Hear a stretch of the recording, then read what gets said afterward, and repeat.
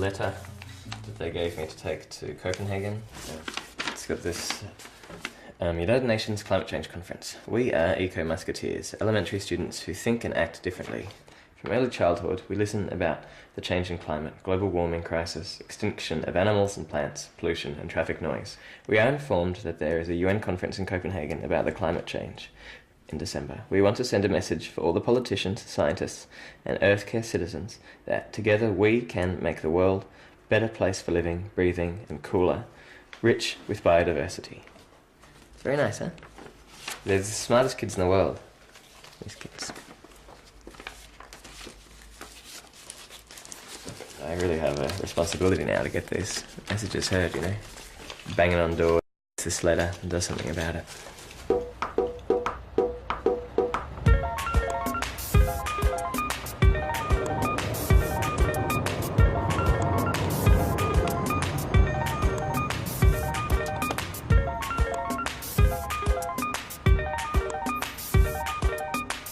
I wanted to do something that I was proud of. By the time I was 30. That's why I started organising the whole project to try to motivate action on climate change. Hello, ladies and gentlemen, all of you fine people walking past. We have been cycling from Australia for 15 months on these bicycles. If you want people to do something about climate change, come over and say hello and record a little video message. Or if you don't know how to ride a bike, come over and we will teach you. It looks hard, but once you get a hang of it, it's pretty easy. So these kids are interested. Yeah, do it again. The movement. Everyone make space for the movement.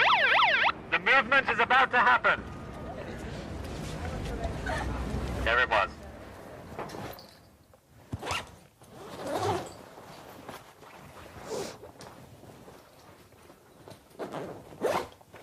Also diese Kampagne gibt es in meinem Kopf sozusagen schon so lange, oder das fühlt sich schon so lange an, dass wir das machen. Und es war immer von Kopenhagen die Rede die ganze Zeit und jetzt fahren wir da hin. Die Ziele von der ganzen Aktion oder von der Kampagne sind auf der einen Seite für die Klimakonferenz in Kopenhagen eine öffentliche Aufmerksamkeit zu schaffen. Aber wir fahren auch nach Kopenhagen, weil da der Energiekonzern Dong sitzt, der in Deutschland ein Kohlekraftwerk baut. Weil wir auch sagen, es kann nicht sein, dass in Deutschland noch Kohlekraftwerke gebaut werden, die so klimaschädlich sind. Und dann stellt sich die deutsche Regierung auf die Konferenz und erzählt irgendwas von Klimaschutzzielen. So, es passt überhaupt nicht zusammen. Oh, der Rucksack ist gar nicht so schwer, da sind nur Schlafsack und Isomatte drin. Ja, ich glaube, sonst brauche ich nichts. Schlüssel. Schlüssel, Licht aus. Und tschüss.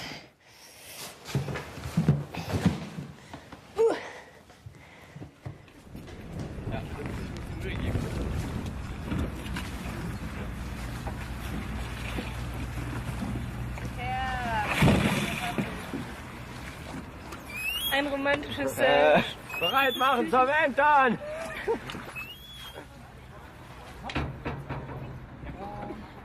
Seit der Konferenz in Bali war klar, es läuft alles auf Kopenhagen hinaus und ich wollte da irgendwas machen. Die Klimapiraten sind eine super Gelegenheit. Es geht uns nicht darum, eine witzige Segelfahrt zu machen, sondern es geht uns darum, was fürs Klima zu tun und was dafür zu tun, dass dieser Gipfel nicht scheitert. Kommt nach Kopenhagen, Klimaschutzwagen! Kommt nach Kopenhagen, Klimaschutzwagen!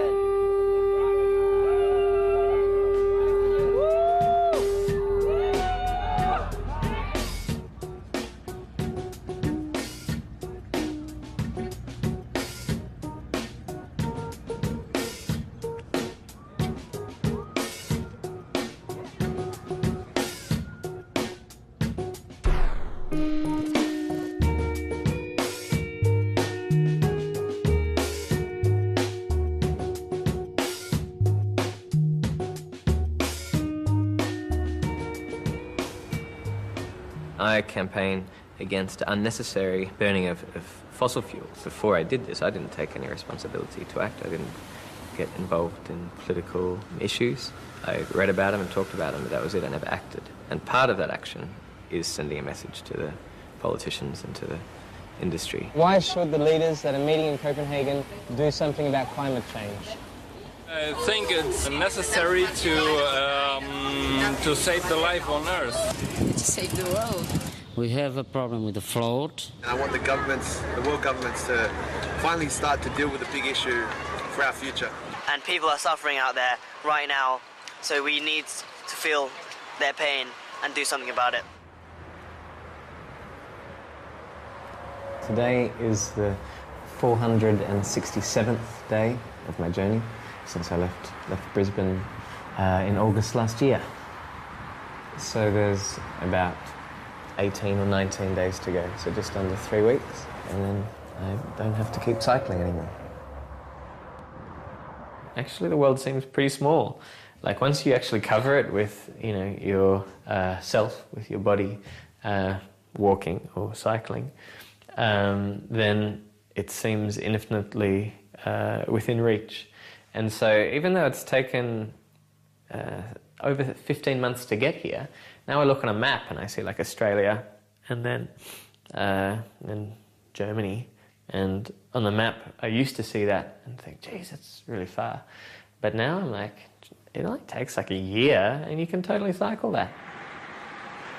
I hadn't done anything like this before. The longest that I had done was like 3 days cycling from Sydney to Canberra. I really didn't know what I was getting myself into. And so physically my body has gone through all kinds of things, you know, the aches and pains. But the physical stuff, much easier to deal with than the mental and emotional thing.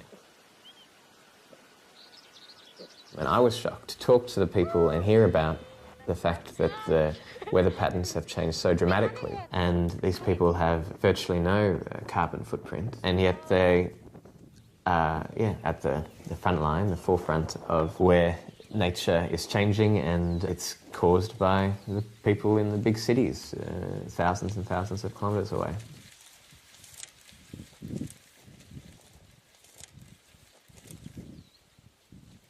There's been times in Mongolia that were so bad that I didn't know if I'm going to survive this. So I just continued, and luckily after some 30 or 40 Ks or something, I found a ger where some people were living in. So then went and asked them for food and water, and got me to the next one. I could do the same.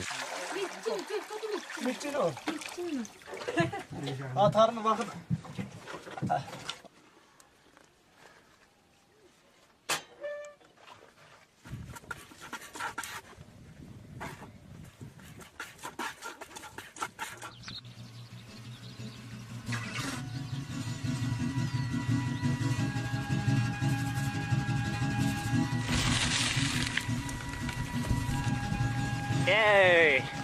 Made it to the town. Not gonna die. It'd been a pretty difficult 2 days of being lost there. I eventually found the road that I was supposed to be on.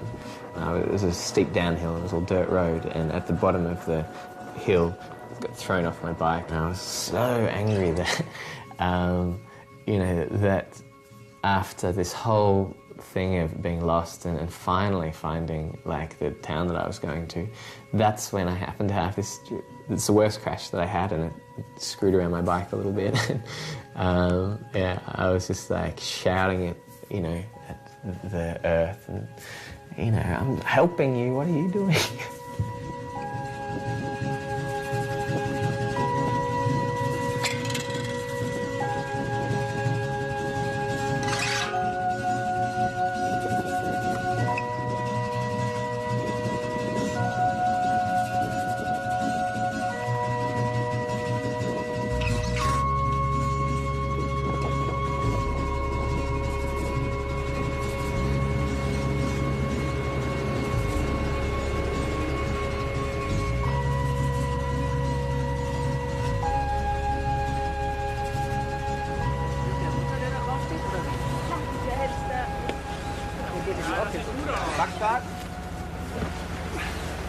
Ich glaube, dass ich frei bin in meinen Gedanken und in meinem Handeln und dass mit dieser Freiheit aber auch eine Verantwortung für das, was ich tue, einhergeht. Und dass ich, wenn ich mich dazu entscheide, nicht zu handeln, dass ich dann auch dafür verantwortlich bin. Und daher kommt bei mir die Motivation oder der innere Drang sozusagen, mich zu engagieren für das, was mir wichtig ist. Ich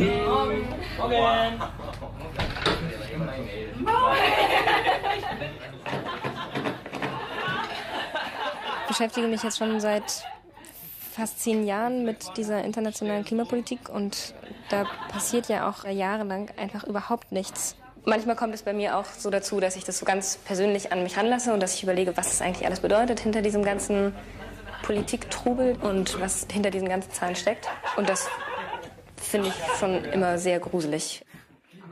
Ich merke in letzter Zeit ein bisschen, dass ich müde geworden bin, Leute für den Klimaschutz zu begeistern. Wenn ich zum Beispiel Interviews gebe, dann kann ich nicht mehr so total, ja, das ist wahnsinnig wichtig und wir müssen jetzt und 68 war eine große Bewegung, 89 gab es eine große und das ist jetzt unsere so. Ich merke, andere Leute aus der Kampagne können das gerade total gut und strahlen da auch diese Dringlichkeit und den Enthusiasmus aus.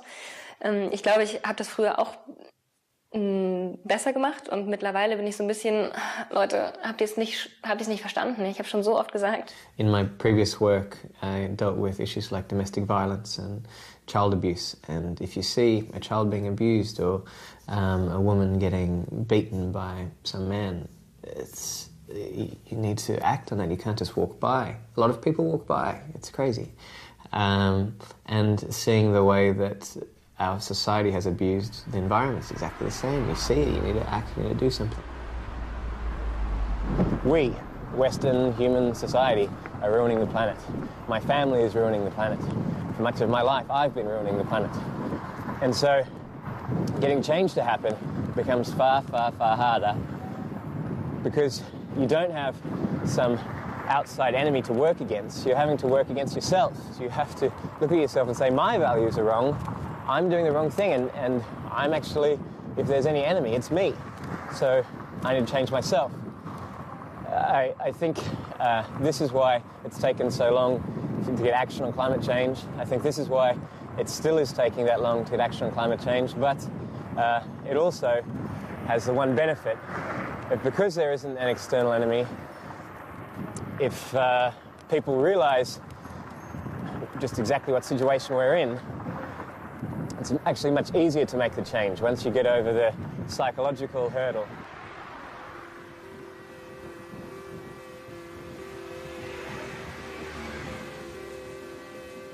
I'm still optimistic, but now not so much about a deal being agreed in Copenhagen. I think there's not a big chance that that's going to happen, even though I'd love it to happen. But I think that Copenhagen is still a great opportunity to shift the world forwards in terms of action.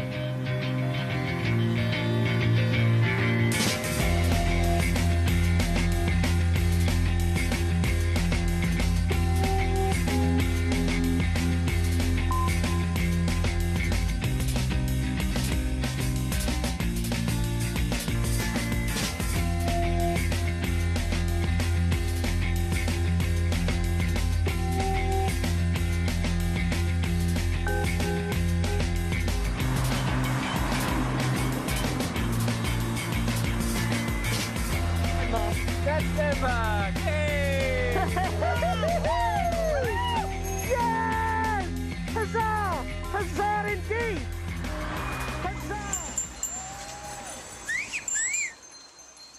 It's very difficult to describe how it feels to arrive in Copenhagen. It's a hell of a buzz, but I guess one of the main things is that it's a big relief.